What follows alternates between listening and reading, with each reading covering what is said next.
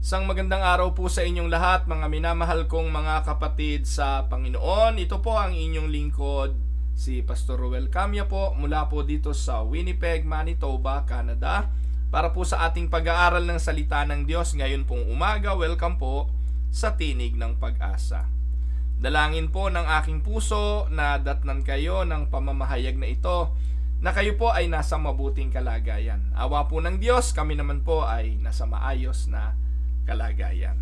Sa araw na ito, magpapatuloy tayo sa atin pong pag-aaral. Ang alam po ng mga taga-subaybay ng TNP na we are discussing a series on pastoral ministry. At ngayon pong araw na ito, bilang continuation, atin naman pag-aaralan ang mga bagay na may kinalaman sa apparel, poise, and mannerisms ng mga pastor. Malaking bagay po ito. Alam niyo po mga kapatid, lahat ng bagay na ito ay naitatama, lahat ng bagay na ito ay pwedeng i-correct. At kung tayo po ay nakakapansin ng mga bagay na ito sa ating mga manggagawa, tayo po bilang mga kaanib, pwede nating paalalahanan ng ating mga pastor sa mga bagay na ito. Meron pong mga annoying things na nangyayari sa isang lingkod ng Diyos kapag nakatayo na siya doon sa pulpito na maaari namang i-correct. Halimbawa, bilang isang pastor na may asawa, ang number one critic o taga-ayos, taga-puna ng inyong lingkod, walang iba kundi si Sister Dang. Kapag merong bagay na hindi maayos sa aking kasuotan, siya po ang nagsasabit, nagpapaalala. In fact, katulong ko siya sa mga pagbibihis, sa susuotin. Yan. Ganon din yung mga poise, paano tatayo, ano yung mga mannerism, paano magsasalita. Importante po ang mga bagay na yon. Kaya nga po merong course ng public speaking, hindi po ba? Yan po ay pag-aaral at inaaral. Hindi po isang bagay lang ito na naisipan mo, gusto mong gawin, ay gagawin mo na. Meron pong paraan on how to communicate publicly and privately. Kaya importante na ang pastor bilang public figure, bilang isang mamamahayag ng salita ng Diyos, ay alam kung paano niya ilulugar ang kanyang sarili sa mga pagkakataon na siya ay tumatayo. Lalo na nga po at ang inire-represent natin ay ang ating Panginoong Hesukristo. Kaya mahalaga yan. So, sisimulan po natin ito sa isang quotation ni Charles Spurgeon. Ang sabi po ni Charles Spurgeon ay ganito: "You cannot judge a horse by its harness, but a modest, gentle, manly appearance in which the dress is just such as nobody could make a remark upon seems to me to be the right sort of thing." Sabi ni Charles Spurgeon, bagamat ang kabayo ay hindi mo naman mahuhusgahan sa pamamagitan ng kanyang harness o yung kanyang tali o yung kanyang saddle, no? Hindi mo naman mahuhusgahan ng kabayo kung ito'y magaling sa pamamagitan ng kanyang tali. Pero sabi, yung kasuotan, bagamat wala itong buhay, yung damit, bagamat wala itong buhay, ang may buhay yung nagsusuot ng damit, hindi po ba? Pero importante na yung damit na isinusuot ay magre-representa naman kung sino ka at kung ano ka. Alam niyo, napakahalaga ng uniform, hindi po ba? Yung pong uniform, representation yan ng isang trabaho, ng isang career, representation yan ng pagkatao. Huwag po kayo magagalit. Pero ang mga prostitute, may sarili din silang attire. Nakakita na po ba kayo ng mga prostitute na nasa labas ng mga beer garden? Na po, uso po yun miski sa YouTube makikita nyo yun Yung mga bar, yung mga, ewan ko kung hindi naman ako nakakapasok dun na po, pero sa labas po ng mga bar, yung mga babae nakatayo dun, hindi po sila magsusuot ng hindi revealing. Hindi po ba? Ang mga suot po ng mga nagtatrabaho sa ganong industry ay revealing. Labas na yung kanilang dapat hindi ilabas. Kasi yun yung trabaho nila Yung po yung kasuotan nagre-represent ng bagay na ginagawa ng isang tao. Like for instance, you can easily know that a guy is a fireman by looking at what that man is wearing. Tama? Alam nyo rin ang isang doktor sa kanyang kasuotan. Alam mo ang isang nurse. Alam mo din mga kapatid kung ang isang tao ay nagtatrabaho sa isang corporate world, sa opisina, o nagtatrabaho sa construction job. Hindi natin kailangan ng mahabang paliwanagan dito. Pero importante na ang pastor, alam naman niya kung saan niya ilalagay ang kanyang sarili. Oo, ang sabi ni Charles Spurgeon, hindi mo naman masusukat at mahahatulan ang galing ng isang kabayo sa pamamagitan ng kanyang harness. Pero malalaman mo ang kabayo dahil may harness. So, ganun din ang pastor. So, siguro po we will start the discussion today by defining some terms. Unahin natin yung tinatawag na definition of apparel. Ano ba ibig sabihin ng apparel? Apparel, ang sabi po ng Google, that which is fitted, adjusted, or prepared. Ayan. So, ito ro yung kasuotan na tama sa sukat, adjusted, or prepared. Sa ibang definition, vesture, garments, clothing. Yan. So, yan po ang kahulugan ng apparel. Alam niyo po ba na iba't iba naman ang atin pong mga apparel? Iba-iba yung ating clothing. Iba-iba yung garments. Pag meron ka pong tinatawag na, ano tawag doon, yung lagayan ng iyong mga kasuotan, mapapansin mo, ikaw, ewan ko, kung bawat isa po, lalo siguro ang pastor, may iba't ibang mga kasuotan sa bawat araw. Meron pong kasuotang pang araw-araw. Gaya ko po, no? Kung kayo po'y pamilyar sa akin sa Tinig ng Pag-asa, araw-araw nakikita niyo ako rito. Halos pare-parehas lang po yan eh. Sa isang linggo. Yung isang linggo na yon, ang mga suot ko, yun yung aking pang araw-araw. Ito po, t-shirt, minsan short sa bahay, o maong, mga pang araw-araw lang yun. Sabi ng misis ko, pangharuray. Kaya, meron pong term na ginagamit ang misis ko when it comes to the way I wear or carry myself in terms of clothing. Sabi niya sa ano ba yun? Sa Ilocano ay ano yun? Para tungtong I forgot the term. Yung yun daw hong kasuotang panlakad ay hindi mo ginagamit na pangharuray, no? Sa Tagalog, ganon. Iba yung pampasyal, iba naman yung pang araw-araw. At sa atin pong mga lagayan ng damit, meron pong mga damit doon na pantrabaho, may damit doon na pang araw-araw, may pampasyal, may pampaligo, may pantulog, at meron din naman pang swimming. Pero meron din namang clothing line na panglinggo para sumimba. Amen? Pastor, alam mo yan. At iyan po'y bahagi ng ating mga ginagawang investment. Kasi naiimbitahan tayo. Naiimbitahan tayo sa iba't ibang mga okasyon. Binyagan, kasalan, no? Yung mga special occasion like dedication ng business, ng bahay. Kaya merong mga iba't ibang mga kasuotan sa bawat okasyon. Wala ka naman sigurong nakitang pastor na magde-dedicate ng business tapos naka-short o tapos naka-Hawaiian polo. Napaka-inappropriate nun. Hindi na nag-iisip yung ganong klase ng mga pastor na nagiging katawa-tawa sa kanilang mga tungkulin. Sasabihin na naman ng mga nangangatwiran, wala namang kinalaman ng kasuotan dun sa gagawin ng pastor. Opo, pero inire-represent ng iyong kasuotan kung sino ka at kung ano ka. Diba? So, yan po yung unang definition. Mamaya na natin i-discuss yan. Hindi lang po yung apparel ang pag-uusapan natin, kundi yung mga poise. Ano ba yung poise? Ito yung state of being balanced.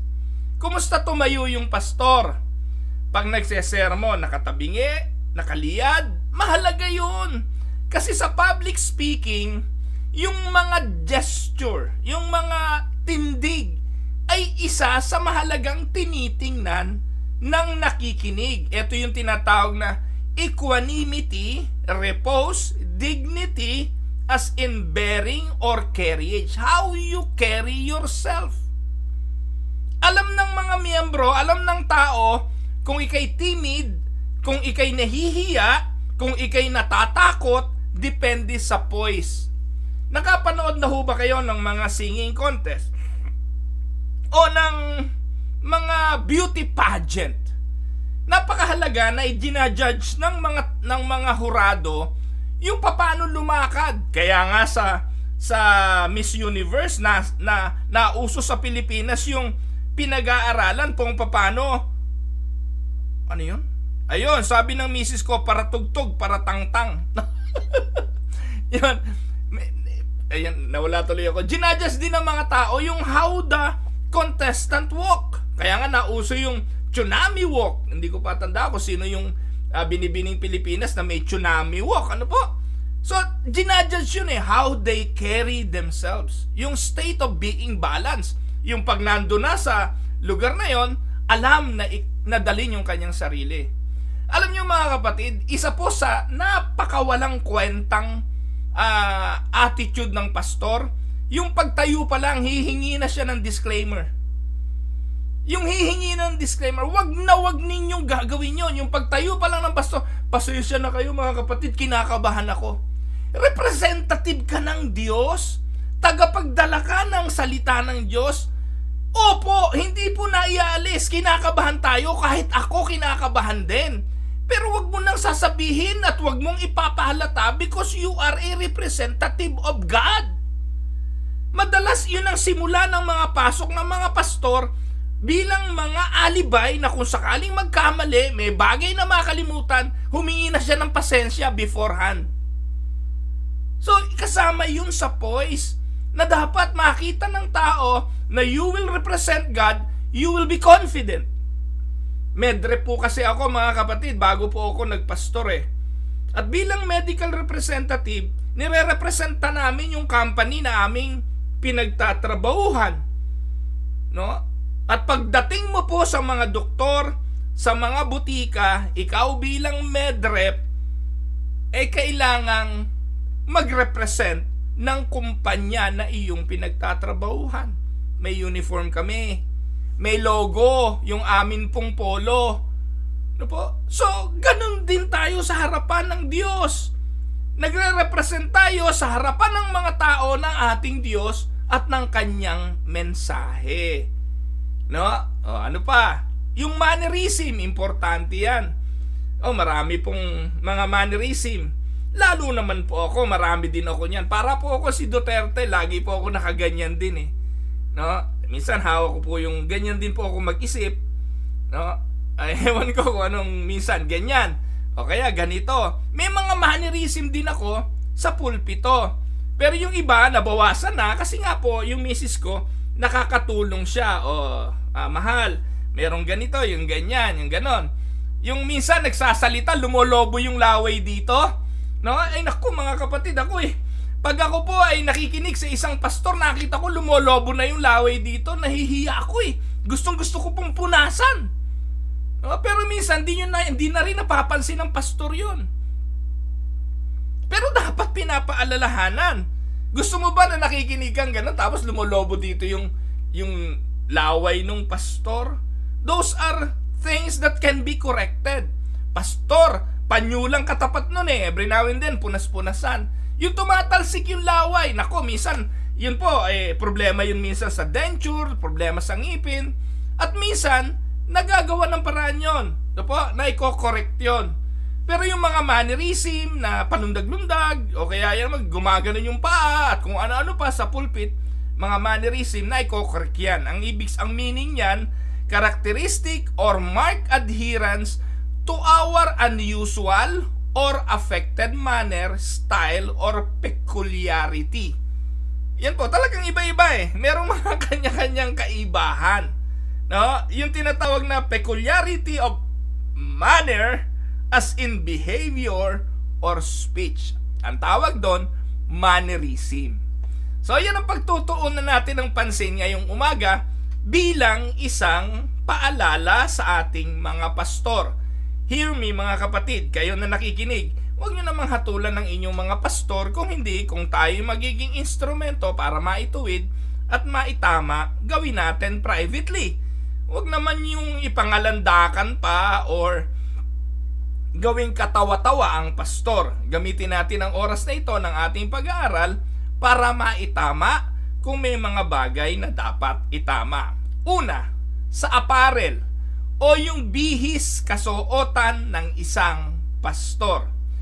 Ako po'y nakapanood sa isang telebisyon ng political debate ng mga senador, ng mga presidente, na po. At pag sila po'y haharap sa public, ang una nyo pong mapapansin, ngayon kung nakikinig po kayo ng tinatawag na hearing sa Senado for the Aid of Legislation, mapapansin nyo mga kapatid na yung mga senador kagaganda ng bihes. Yung mga congressman, no? Si Congressman Benny Abante nga ho yung kanyang belt 38,000 kasi Louis Vuitton.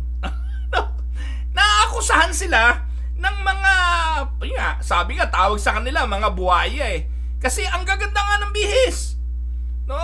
Yung kanilang mga kasuotan talaga naman hong ibang klase. May isang congressman nga ho ng Pasig ba yun, babae o hindi yata ewan ko kung saan yung congressman, ubod ng luho, no? Yung kanyang daw gown ay talagang daan-daang libo ang halaga. Yung presidente, kasi nga po mga kapatid, ito ang realidad. Pag nakita mo tong mga political candidate na ito na nakatayo sa public, madidistinguish mo na sila ay may katungkulan. Kasi gusto mo ba naman na makita yung iyong presidente na ang kasuotan pag humarap sa public ay parang kasuotan lang ng mga nagtatrabaho sa kalsada? Hindi naman, hindi po ba? Kasi may tinataglay at kine-carry siyang otoridad at responsibilidad na dapat ang kanyang kasuotan on a daily basis ay fitted doon sa kanyang tinatanggap o tanggap na responsibilidad. Eto mga kapatid, newscaster na lang. Nakikita nyo ba si Arnold Clavio? Si Noli De Castro, ano pong suot nila kapag sila'y nag-newscast? Yung mga anchor men and anchor women sa newscasting ay nakasuot ng minsan suit, coat, and ties. Bakit? May mga aral po yung mga yun Mga nag-aral sila at part ng kanilang pinag-aralan, they will carry and bring news to the people. May dala silang balita, nagre-represent yung suot nila bilang tagapagdala ng balita. Kung ikaw ay tagapagdala ng balita, ang suot mo ay kasuotan ng kartero, tagadala ka ng sulat. Hindi ka tagadala ng balita. Pinag-aaralan yan sa newscasting, sa public speaking, sa journalism 101. Importante sa pagpaproduce ng balita, sa pagharap sa publiko, maganda bihis mo. Kailangan iba ka naman doon sa mga tao na nakikinig sa iyo. Ang tanong, bakit itong mga anchormen, itong mga anchor women na ito, maganda bihis nila? How come? Ito ba'y aksidente? This cannot be accidental. It cannot be because they are stuck in a rut na dapat na lang nilang sundin kasi ganun na yung nakasanayan. Nor can it be because they are trying to flaunt their wealth.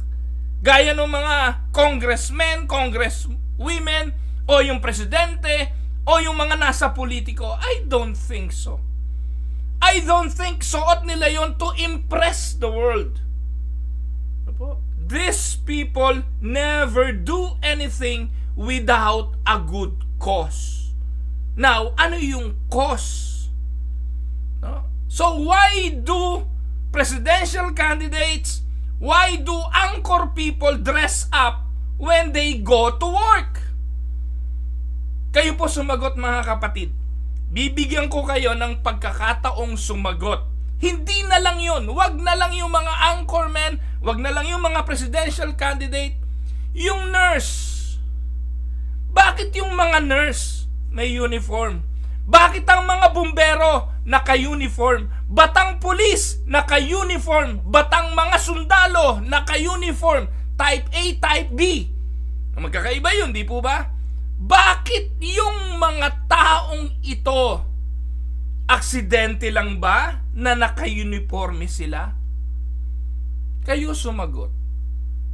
Now, at the same time, I want you to consider, if you are looking at if you will go to a typical church, at pagpasok mo sa loob ng simbahan, gusto mong makita kung sino pastor, maa-identify mo ba kung sino ang pastor? Yung first time mo pupunta sa church, tapos may pangangailangan ka dahil gusto mong makausap ang pastor, pagdating mo ba sa typical Sunday morning, ma-identify mo ba ang pastor kung sino siya? Sa amin, sa Winnipeg Unida, pagdating mo, makikilala mo agad kung sino pastor. Pero sa Pentecostal, subukan mo. Maghagilap ka, kulang ang kalahating oras mo kung hindi ka magtatanong para ma-identify mo kung sino pastor. Kasi yung pastor, hindi na nakabihis bilang pastor. Sorry ho. Pero yung mga pastor ngayon na tumatayo sa mga Pentecostal churches, hindi na natuto ng at least journalism 101 or public speaking 101. Minsan, dito ako pikon na pikon eh. Yung pastor mukhang mamamalengke lang. Naka-t-shirt, naka-maong, naka-rubber shoes. Kung anong suot sa pagja-jogging, ganun lang din sa pulpito. Mga pastor naman, wala ka na bang ibang suot? Ang daming katwiran dyan. Ang daming mga comment. And some comment include, kaya ayokong pumunta sa church eh. Kasi masyado silang nag-e-emphasize ng clothing. Ayoko ng hindi naman damit ang tinitingnan ni Lord. Ganyan ang mga katwiran ng mga pastor na yan eh. Hindi naman ng damit ang tinitingnan ng Lord eh. God doesn't look on the outward appearance. Yung suit and tie would turn off the people that we are trying to reach. Hindi namin ma-reach yung mga tao sa pamamagitan ng pagsusuot ng coat and tie. Hindi sila makarelate sa amin. Mga kapatid, mga pastor, take note. You are not going to reach people with the way you dress. You will reach the people with the gospel that you preach. Pero minsan, annoying ang itsura mo sa pulpito. Para kang isang comic, stand-up comedian, o clown. Ilagay nyo naman sa lugar ang inyong suot. Laging katwiran, it is the heart that matters. Wala pong question doon. Tapos sasabihin, we want outsiders to feel welcome. Bakit? Pag ako ba maganda bihis ko, at nagre-represent ako bilang representative ng Diyos, hindi na ba mukhang welcome ang outsider? Hindi yun totoo. Maraming pauso tong mga pastor na Pentecostal na to eh. Pinauso ngayon na yung maong, yung rubber shoes, yung t-shirt, no? Para daw makarelate sa tao. Mga minamahal na mga kapatid, work clothes and uniforms are sign or markers which speak of the vocation wherein we serve our neighbor. In a most delightful way, the work clothes of the Boy Scout or the Girl Scout bring a smile along with understanding. Nakakita ka ng mga batang nakatayo, nakasuot ng Boy Scout, Girl Scout, identify mo sila. Kilala mo sila na hindi sila palakad-lakad, hindi sila patakbo-takbo. May purpose kung bakit sila nakabihis ng ganon. Bilang Boy Scout, bilang Girl Scout, they want to greet you with a smile and to serve you. Always ready. Bilang, di ba yun ang motto ng Boy Scout? Always ready. Importante yon. Nagre-represent ang kasuotan kung ano ka at kung anong paglilingkod ka. Seeing this uniform, you understand said person is equipped, handa to help in a most cheerful and thoughtful manner. Alam mo, pag nakakita ng Boy Scout, matutulungan kanyang tumawid sa kalsada. Tutulungan kanya sa pamamagitan ng kanyang paglilingkod. Nire-represent ng uniform kung ano sila. Police, nurses, paramedic, military, they wear their uniform for identification. Katawa-tawa ngayon ang mga pastor, wala nang identification. Sa Old Testament nga, may utos ang Diyos kung anong susuotin ng priest. Hindi ko po sinasabi na ito yung mandatory garments or apparel ng isang pastor. Pero pag-aralan lang po natin, ano sabi sa Old Testament? In the Old Testament, God instructed the priest who serve to wear work clothes befitting their office as one of service. And these work clothes were markers, signifying to the people exactly what type of service and goods could be expected from individuals' attire in such raiment. Ano sabi ng Diyos kay Moses? Exodus 28, 1-4. Kung may Bible kayo, mababasa nyo yan. The priestly garments. Ano sabi dyan? Verse 1. Have Aaron, your brother, brought to you from among the Israelites along with his sons, Nadab and Abihu. Oh, yung si Nadab and Abihu, parang pasaway na priest yan. Pero ano po ang sabi? Sinabihan sila ng Diyos, yung mga priest na yan, si Nadab, si Abihu, si Elisar, si Itamar, so they may serve as a priest to me, sabi ng Diyos. Sa verse 2, bilang mga chosen priest, make sacred garments for your brother Aaron to give him dignity and honor. Mga kapatid, yung kasuotan, bagamat alam natin walang buhay yon. Ano po? Walang buhay yon. Itong damit na suot ko, walang buhay ito. Pero ang kasuotang ito, ang sabi ng Biblia, nagbibigay sa kanya ng dignity and honor. Naintindihan nyo ba yon, pastor? Yung kasuotan mo, magbibigay ng dignity and honor. Sabi yan ng Diyos.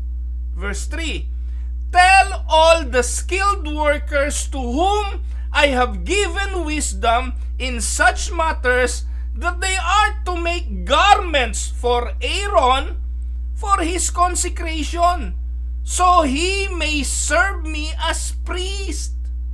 These are the garments. In-identify pa. They are to make a breastpiece, an ephod, a robe, a woven tunic, a turban, and a sash. They are to make the sacred garments for your brother Aaron and his sons, so they may serve me as priest. Mga minamahal na mga kapatid, bagamat hindi naman natin ginagaya ito sa panahon natin na magsusuot ka pa ng turban, ng sas, ng tunika at kung ano-ano pa, gusto ko lang i-remind sa mga pastor na may itinalagang kasuotan para sa atin, na maa-identify ka bilang priest. Now, pag Sunday, at tumayo ka sa karamihan, pastor, ma-identify ka ba? Minsan maganda pa suot sa'yo nung isang bisitang bagong dating No? Okay lang mga kapatid. Sorry ho, wag niyo pong isipin na atin pong hinahatulan yung mga nakamaong at naka-t-shirt. Hindi ko sila hinahatulan kung iyon lang talaga ang kanilang suot. Kung iyon lang talaga ang kanilang damit, rather. Kung wala nang iba, hindi hadlang yung kasuotan para hindi magpastor at hindi mangaral. Pero pastor, hindi ako naniniwala na yan lang ang damit mo. Sinasadya mo na maong ang isuot mo sa pananambahan paglinggo, naka-rubber shoes ka, at ikaw ay naka-t-shirt, sinasadya mo yan. Hindi ko alam, marahil yung mga alibay na sinabi ko kanina ang motibo mo. Pero bigyan mo ng dignidad. Kasi sa Biblia, kaya in-identify na may kasuotan ng mga pare para mag-represent sa kanilang pagiging pare. Para maiba sila. Alam niyo mga kapatid, we all agree that it would be inappropriate for a pastor to conduct the divine service wearing the uniform of a firefighter. Payag ka ba natatayo sa pulpito mo, nakasuot ng pambumbero, na yung pastor mo biglang-bigla tatayo doon nakasuot ng pambumbero? Ano maiisip mo? Nasisiraan na ng baliw tong pastor namin.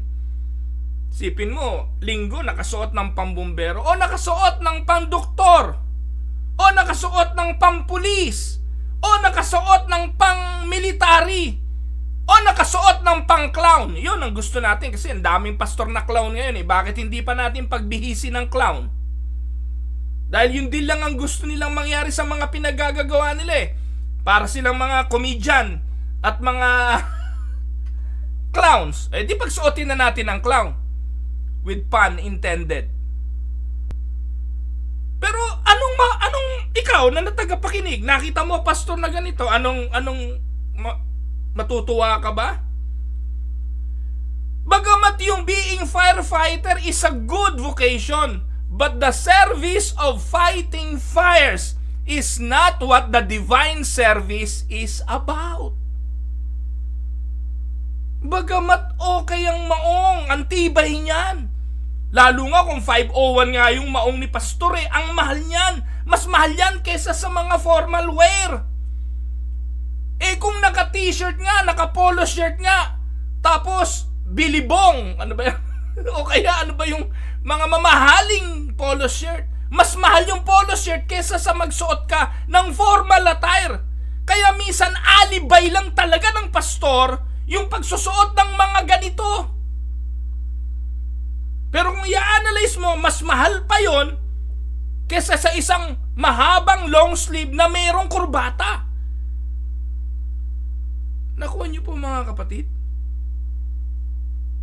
Bagamat mabuti ang trabaho ng isang firefighter, pero hindi iyan pang pananambahan.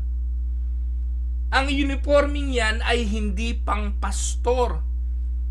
Kung babalikan niyo mga kapatid, ang history ng jeans.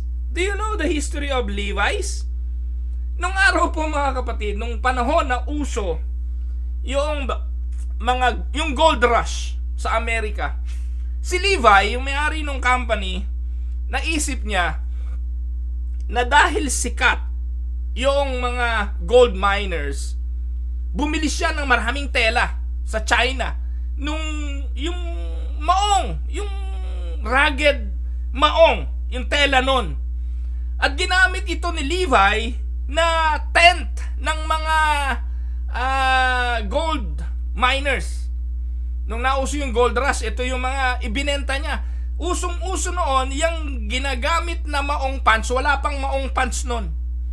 Yung pong maong pants, yung maong, tela, ay ginagamit na tent ng mga minero. Kumita po dito si Levi dahil po usong-uso nga ang gold rush noon sa Amerika. Tsaka madaling ma-identify pag nasa bundok ka na kasi kulay blue yung maong. Pag nawala ka na hahanapin lang yung tent mo, makikita ka because kulay blue nga yung maong na yon. Ang problema, sa dami po ng nabili ni Levi na mga telang maong, natapos na po yung gold rush, hindi niya malaman kung ano gagawin niya dun sa rolyo-rolyo ng mga telang ito. And then one time, he decided na gawin itong pantalon. At dahil po may mga nagtatrabaho sa minero at kung saan-saang mga blue collar job naisipang isuot ang maong dahil matibay nga ito. Kung kayo po'y taga Pilipinas, alam ninyo na nung araw ang maong pang-araro. Yan po ang totoo. Inabot yan ng mga tatay ko, tatrabaho sa bukid.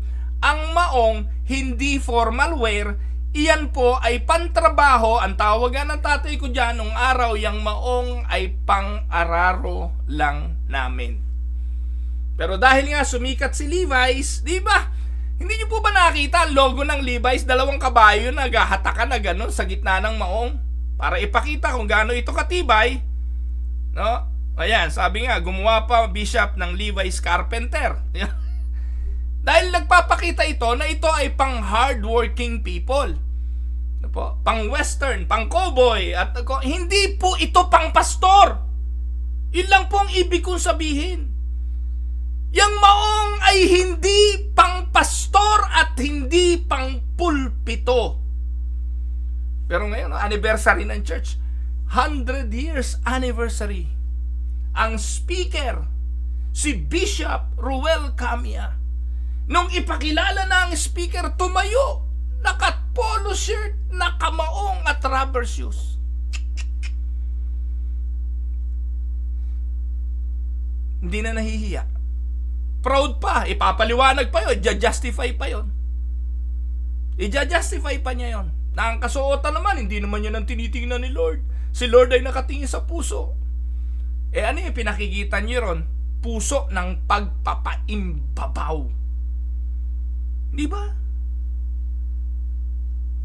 Now, should your pastor's attire on Sunday morning be the scrubs of the nurse?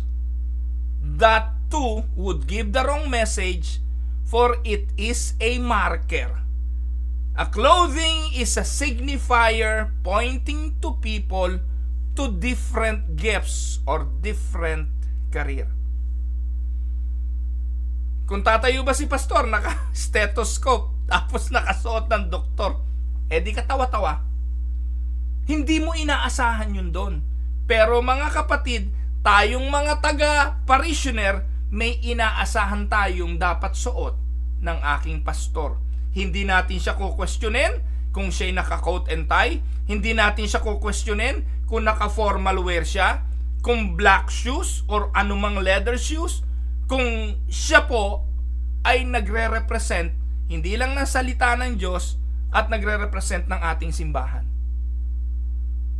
Kaya kung part ako ng leadership ng simbahan, nasa council ako ng leadership ng simbahan, unang-una kong gagawin, sasawayin ko yung pastor namin na umastang ano tawag doon? Na umastang isang kung sino man sa pulpito nang hindi appropriate. And one thing that I will ask him to do is to dress properly, suited for his profession. Tama o mali? Nalulungkot ako ngayon, no? Pinapayagan na yung mga ganun. Alam niyo po mga kapatid, ang isa sa number 1 kabaduyan ng pastor, number 1 kabaduyan ito, yung magsuot ng Amerikana tapos nakamaong sa baba. Alam na alam niyo. Kung ginagawa ni na Randy Santiago yan, ginagawa yan ng mga artista, huwag kayong makiayon sa takbo ng sanlibutang ito. Ngayon po mga kapatid, may bagong usong damit ang mga kabataan, yung gang-gang attire. Hindi ako magtataka isang araw, ang pastor tatayo sa pulpito naka-gang-gang attire. Po kayong tumawa, pero marami na po ako nakikitang pastor naka-gang-gang attire.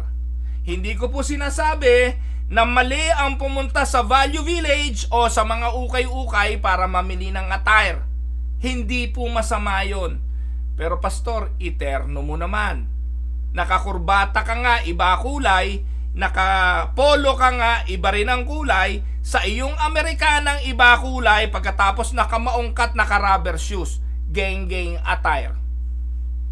Dami ko na pong nakitang ganyang pastor. Nakakatawa. Masabi lang na naka-coat, Iba-iba naman ang kulay para kang salagubang. Importante to kasi nagre-represent ka ng salita ng Diyos. Ngayon, kung nagpapatawa ka at gusto mong gayahin si Bayani Agbayani, huwag sa pulpito, pastor. Huwag sa pulpito.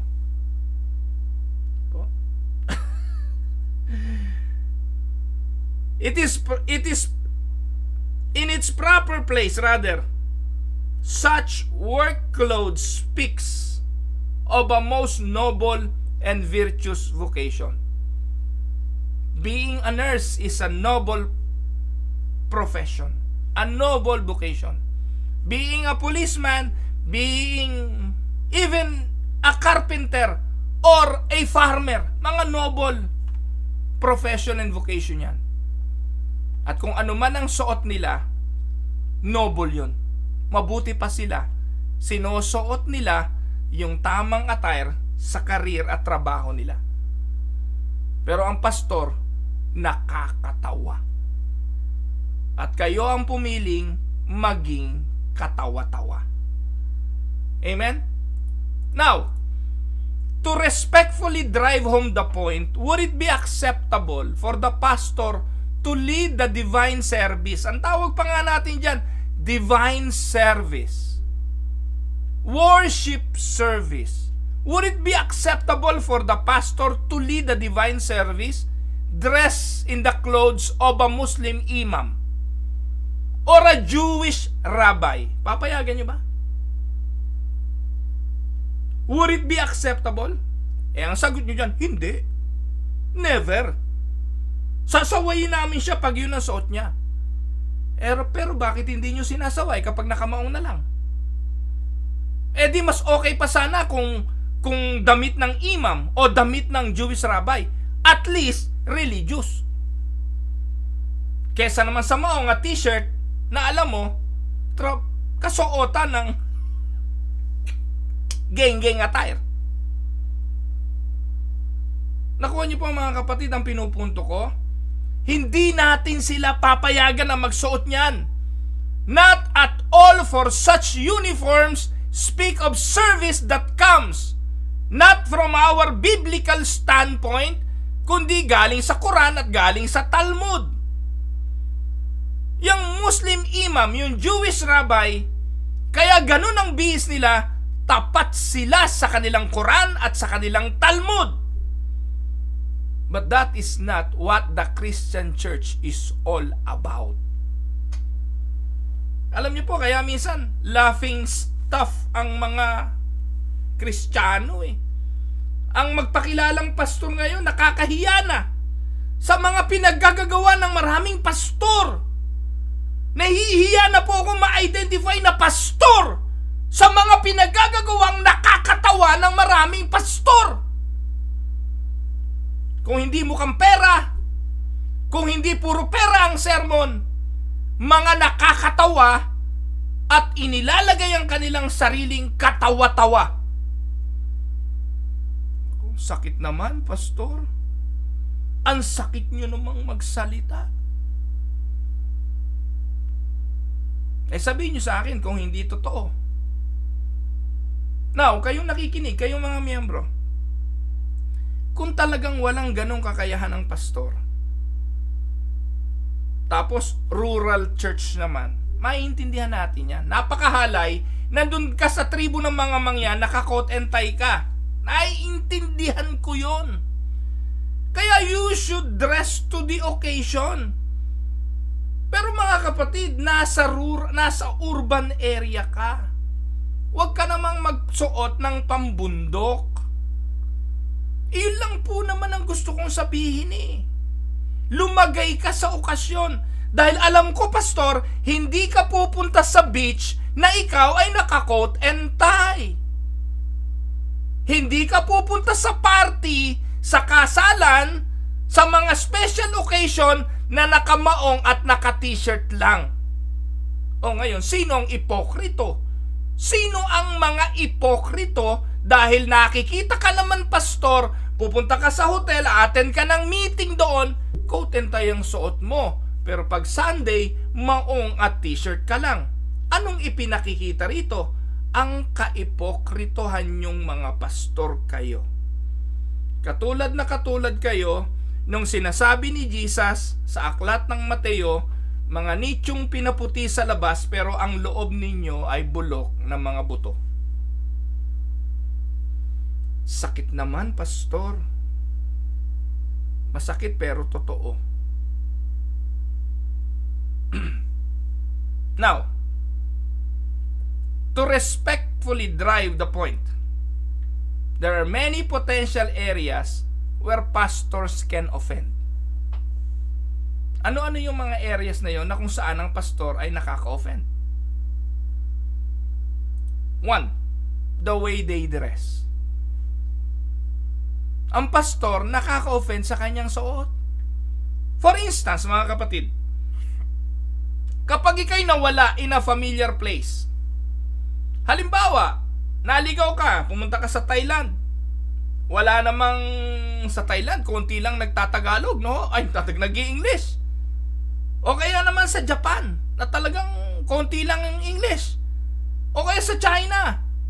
Eh, bigla ka nadukutan. Naligaw ka sa isang unfamiliar place.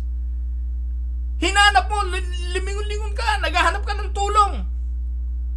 Paano mo malalaman kung kanino ka pupunta at hihingi ng tulong?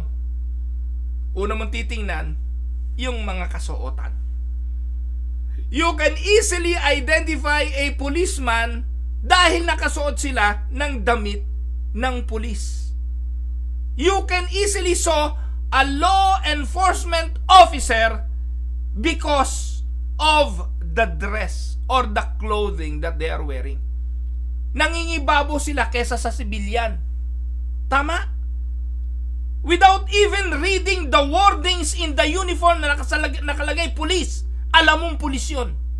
At alam mo, pag pulis yun, tutulungan ka nun to fight criminality. Tama? Now, pumasok ka sa hospital. Emergency, naghahanap ka ng doktor.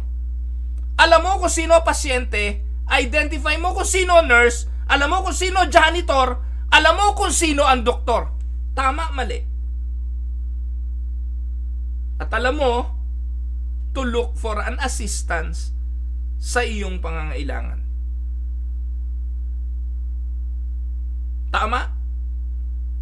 Vestments and uniforms are designed to minimize the personality of the individual and extol the public office of service. It doesn't matter kung sino may suot nun. Kung sino ang may suot nun, hindi importante. Ang hinahanap mo ay yung kasuotan. Dahil alam mo, pag merong ganong kasuotan, automatic yun. Yung taong may suot nun, may otoridad ayon doon sa kanyang kasuotan. Ganun ka-importante ang uniform. Tama? Kaya nga po, ano yan eh, ginagaya. Usurpation of authority yan. Bawal yun. Bawal magsuot ng uniforme ng pulis nang hindi ka pulis. Bawal magsuot ng uniforme ng doktor nang hindi ka doktor. Usurpation of authority yun. May batas doon. May kulong yun.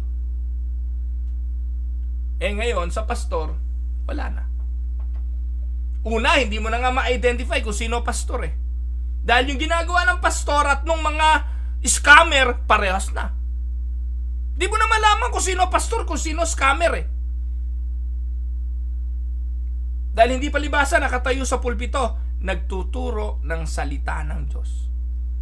Marami nag-e-entertain, yung hindi naman nag-e-entertain, nang-i-scam, kukunin yung pera ng mga tao, magpapayaman, bibili ng kotse, bibili ng mansyon, bibili ng eroplano, at mamumuhay ng maluho. Pagkatapos, pag linggo, susuot ng maong, ng t-shirt, at ng rubber shoes. Hindi ba nakakatawa, mga kapatid? Ito na ang mundo ng relihiyon sa panahon ngayon.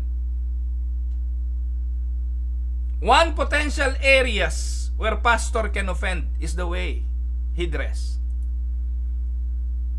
Hindi plantsadong damit. Importante yan. Pag linggo, alam mo ba na yung kasuotan mo, representasyon ng asawa mo? Kaya yung misis ko, hindi yun pumapayag na magtatayo ako doon nang hindi planchado. Kasi, naku, ano ba naman yan si Dang? Pinatayo si pastor doon, kulukulubot yung kanyang barong.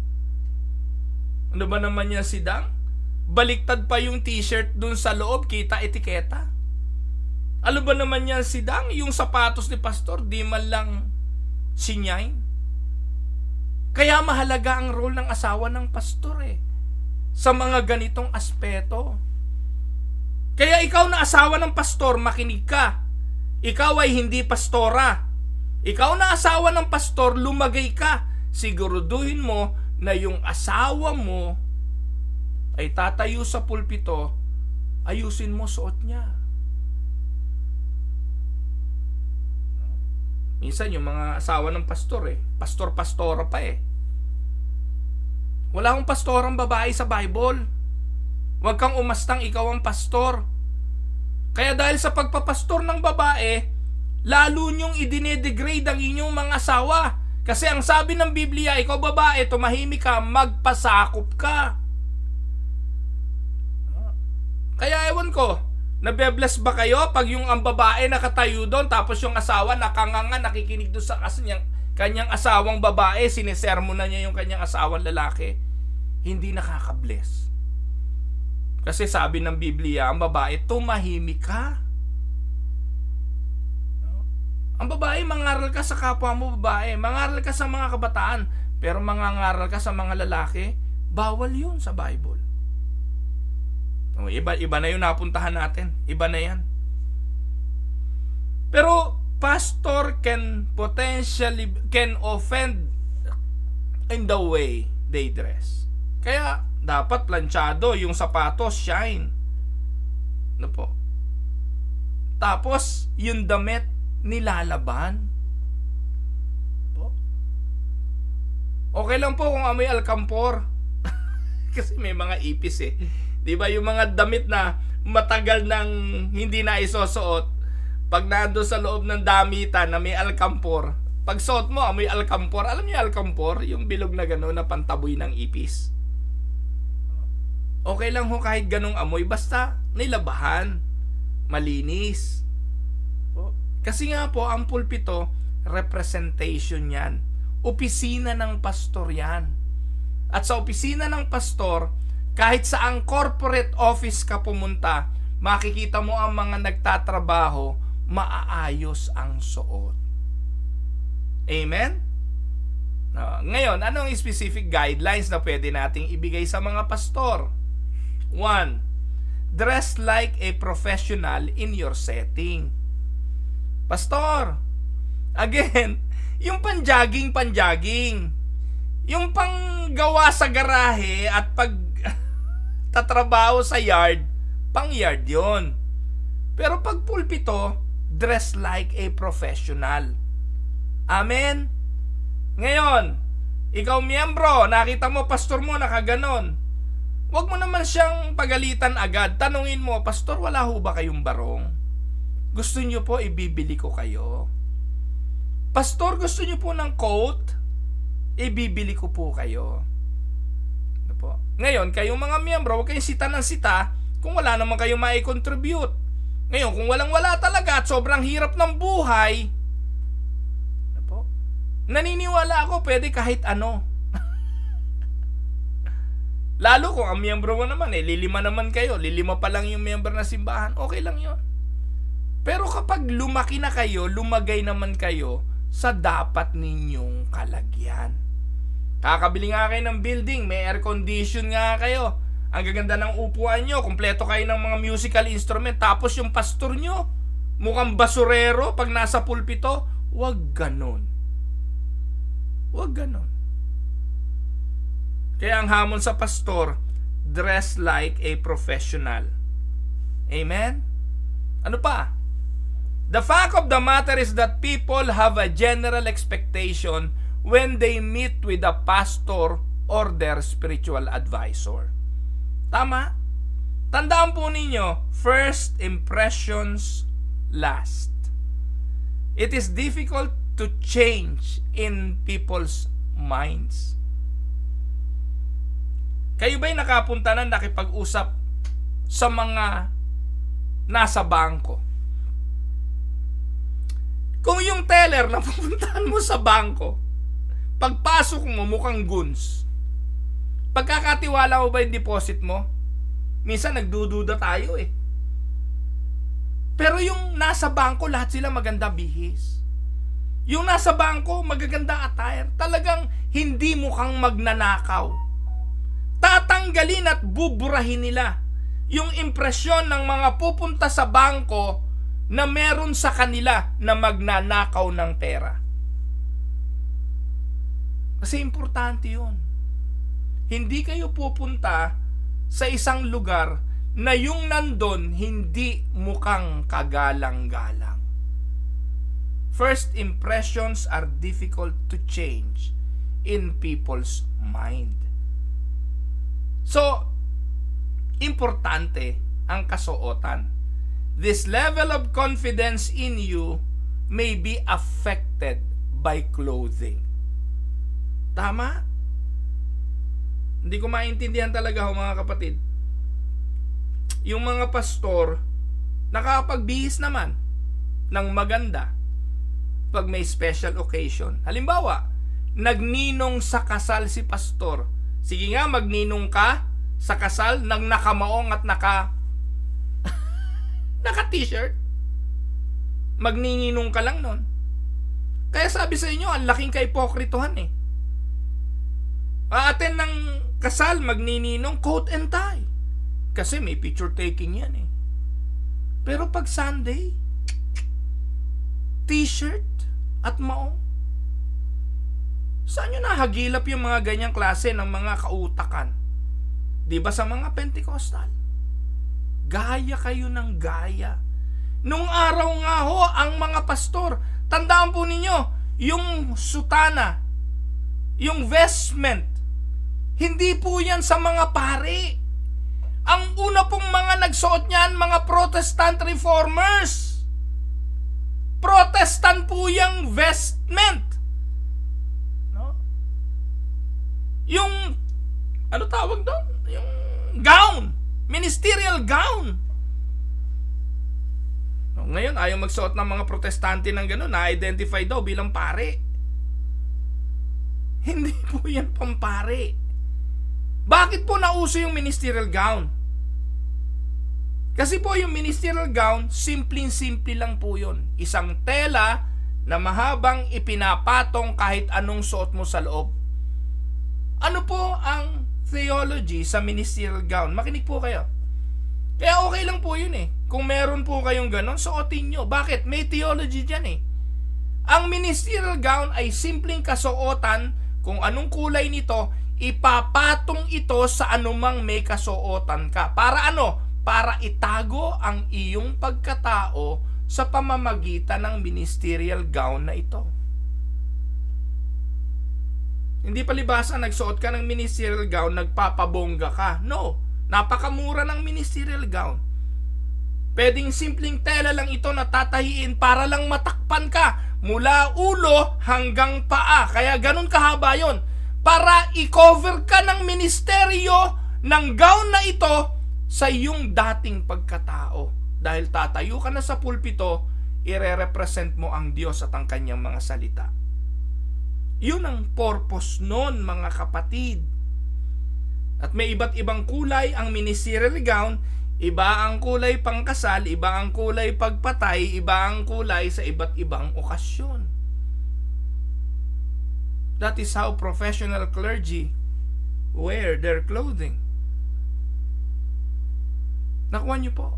Kaya yung maong, hindi yung problema yan. Yung t-shirt, hindi problema yan. Kung tatakpan mo ng ministerial gown. Pero yung magtatatakbo ka dun sa pulpito, na nakamaong ka, naka-t-shirt ka, that is inappropriate bilang pastor.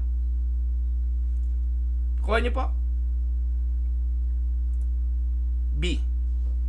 achieve a balance between dressing too high or dressing too low. Dapat dito maintindihan ng pastor. Dapat naman dito, huwag ka naman gumaya kina Benny Abante. Si Pastor Benny Abante, Louis Vuitton ang belt.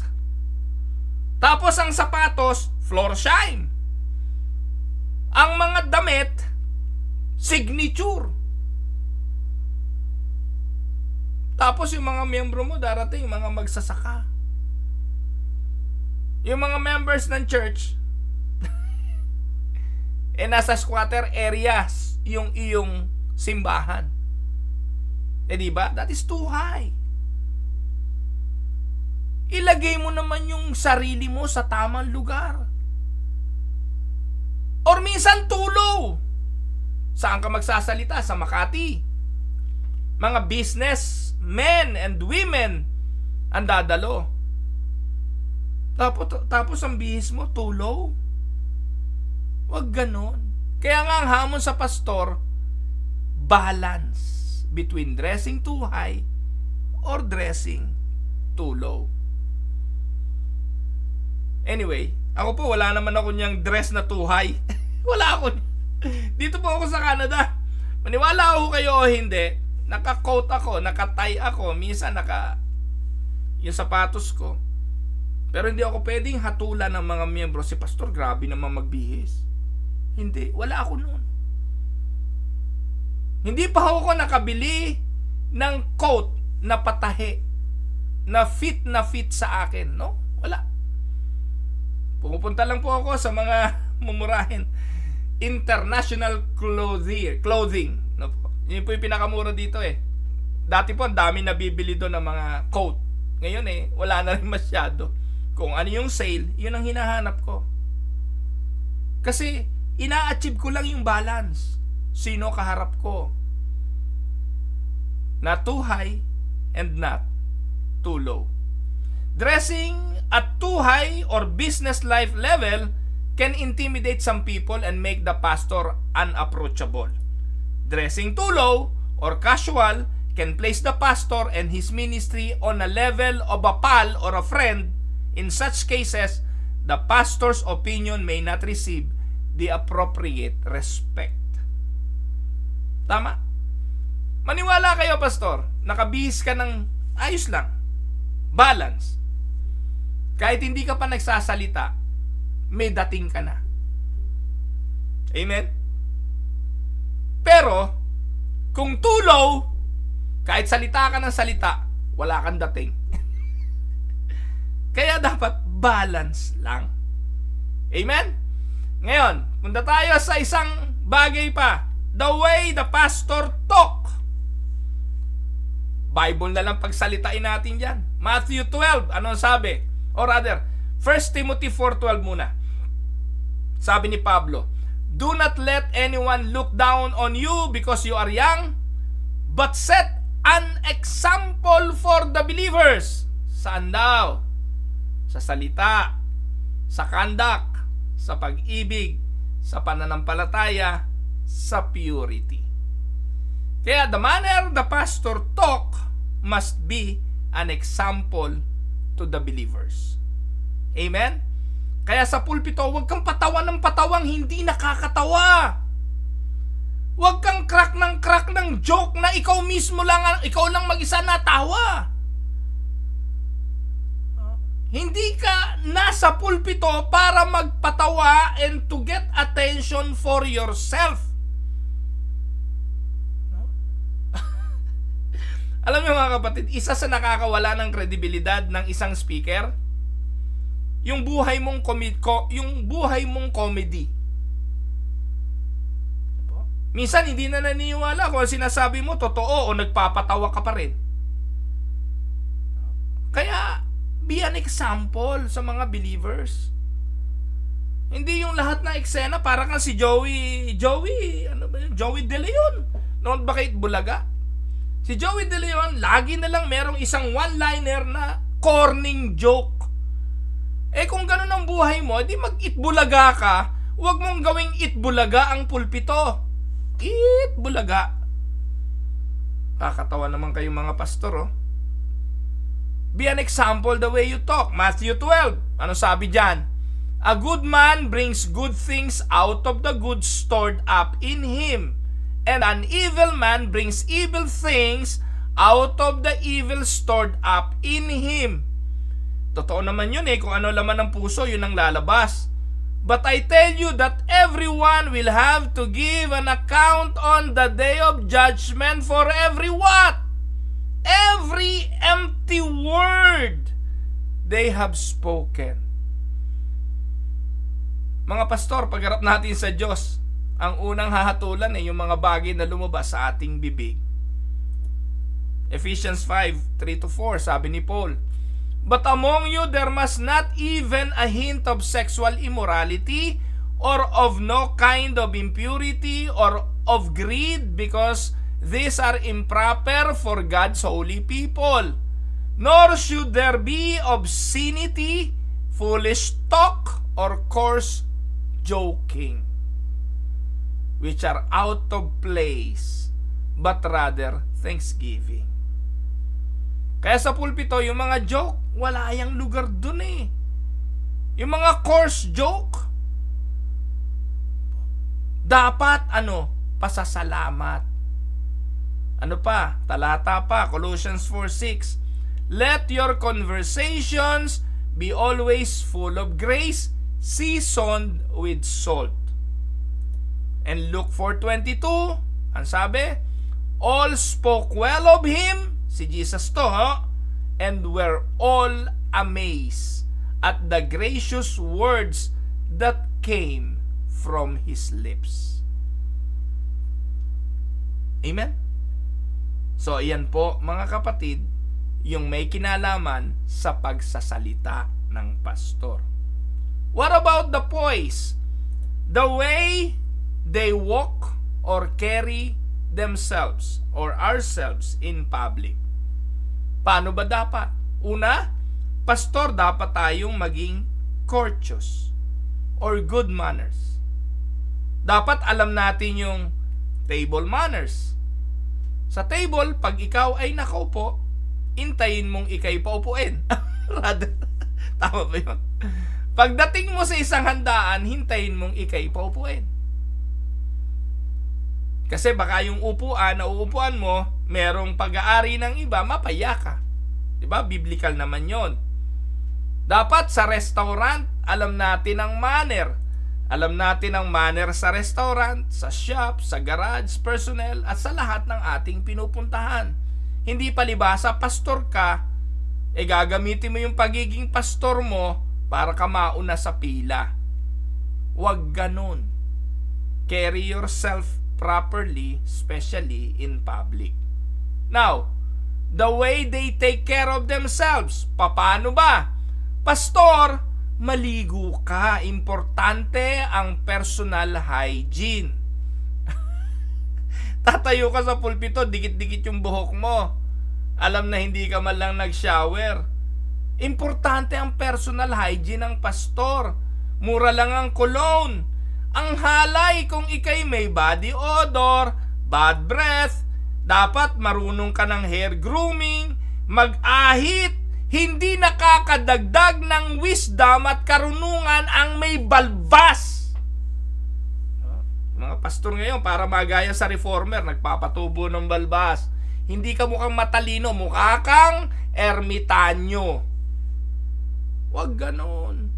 Para ka magmukhang John Calvin, papatubo ka ng balbas. Hindi nakakagandang lalaki at lalong hindi nakakatalino. Mukha kang ermitanyo.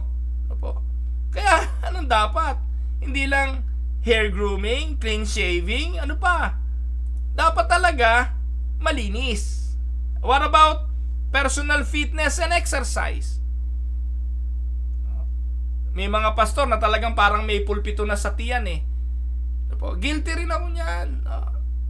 Malaki rin ang tiyan ko, pero I try my best.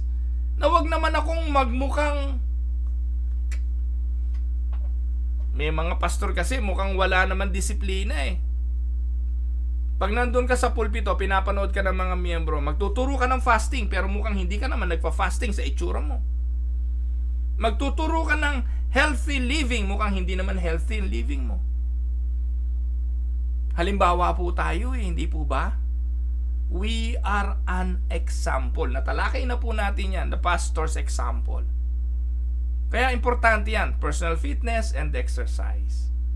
And letter E, ito na po ang huli, the way they conduct themselves in the homes of others. Kumusta ka, pastor, pag ikay bisita? Basta na lang ba lahat dinutdut mo sa bahay ng binibisita mo? No.